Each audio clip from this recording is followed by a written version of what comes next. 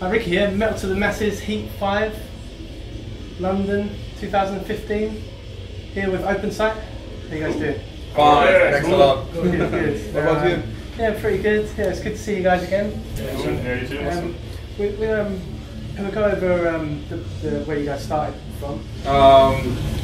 You know, after playing in Colombia for a while, I got in touch with Jen, moved to London, and Danny and Red joined in order to expand the vision of the band. And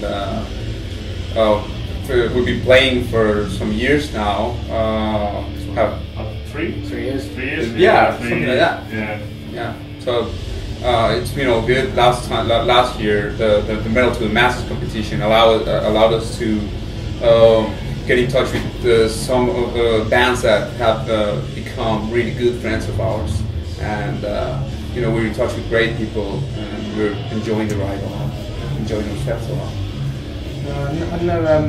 I know you guys have got a CD. I'm a proud owner of your CD. Really enjoying it. How what material do you have out, and what are you working on?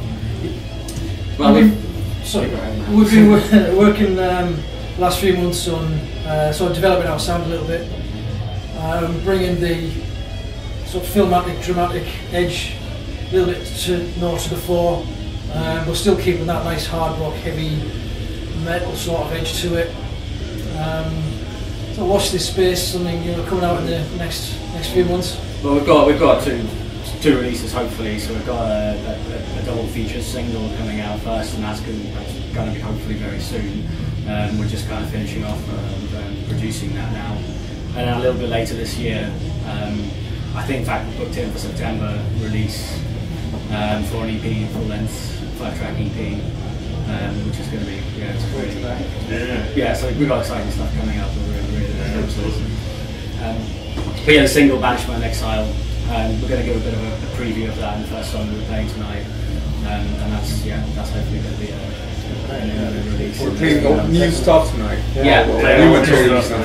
How was the process for these new tracks? How did they come along? Was it easy? Was it kind of tricky?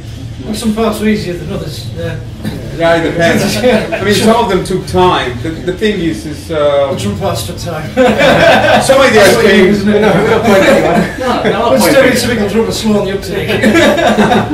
The thing is, one cool thing that happened was that some songs came from the rehearsal studio, us jamming along to some ideas, and from there we just build on top.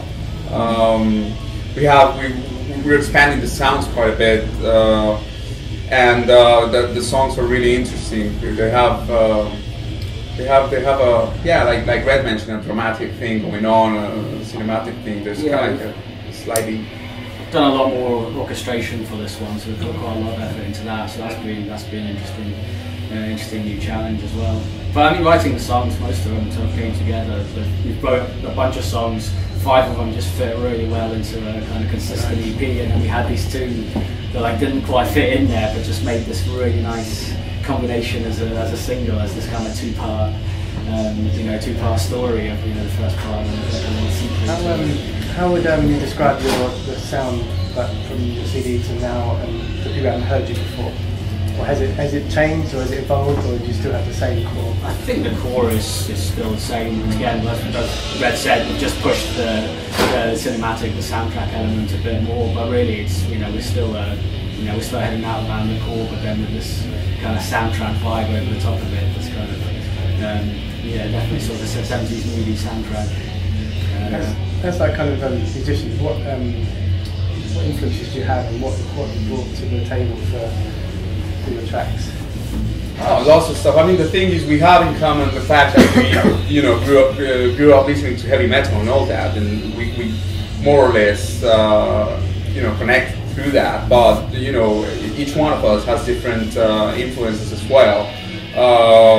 So, they were asking us like, your band is for fans of, and I would say like those bands that have kind of like a that stand out in terms of being different, like Opeth, Devin Townsend, and those bands that have kind of like a progressive edge to them. Yeah. We had that kind of like that progressive basis, but we take everything we like and we throw it into the band, and we just put it in a melting pot, and you know, usually things come out nicely. I mean, again, we say a lot, but the film soundtrack is obviously a massive influence for us. For me personally, I'm really into the more post-rock and post-metal side of things. So it's kind of that more ambient stuff that's kind of creeping into the sound as well, and especially on the single. So that's coming in a bit as well. That's a big part for me. I end up listening to that as much, if not more than this these days. So, yeah, in terms of the vibes for the new material, I don't know, we could think like there's this John Barry thing going on, kind of like that spy sound, the James Bond soundtrack and all that in there. Yeah, so it's kind of like getting a bit surf rocky at times. Surf rocky at times as well. And the Morricone going on. Yeah, Morricone as well. Yeah, it's orchestrated, but it's not the usual modern soundtrack. It's more of it has that kind of takes you to a journey, really. I mean, it's up and down, and you know, it's good though. You want that when you're listening to more than one track. You feel like you feel like it's evolving and moving along. Yeah. That's cool. So we're here on Metal to the Masses, Heat 5. I know you guys were here last year, had a great run. And well, how was your experience with the competition so far? I know for yourself, I've seen you guys here at the Heat before supporting the scene. That's just so great to see, and it's really good. But what's your thoughts on the competition? Well, I mean, we came in, you know, not knowing what to expect, and we really look at it as a fantastic experience, especially because of the people.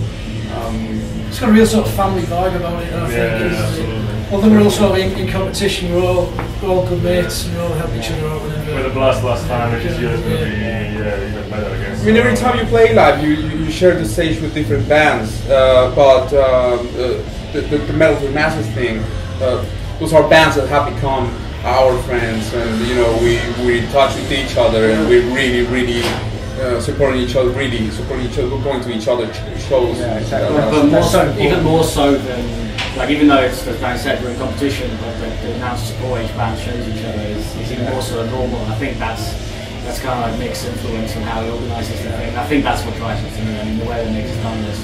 I mean, most competitions, it's easy to get pretty sceptical about the whole thing, but you know, this as far as you can range a competition to be fair and worthwhile, this is about as good as you can imagine it getting. I think it really has been worthwhile. I suppose on like a final note, what kind of message or what kind of things you'd like to say to people who haven't seen you play or haven't heard your music? This is your kind of platform to do so. Message? I mean, I don't know, it's more about the get the hell don't even see us. And have fun. Like, that's the thing. Really, we just want people to get into it and have fun. Like, you know, we play sort of somewhat complicated music, but really we just want to have a good time. Like, the music is there to make people feel this. So, we enjoy ourselves on stage every time, and you know, as a band, every one of the people can enjoy it as well. As simple as that, really.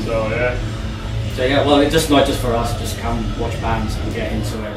And talk to them and Support the scene. support the scene. Absolutely.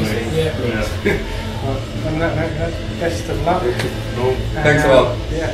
Absolute pleasure. And Just wait. look forward to Thank you. seeing you guys again. Thank you. Cool. Thank you. Bye.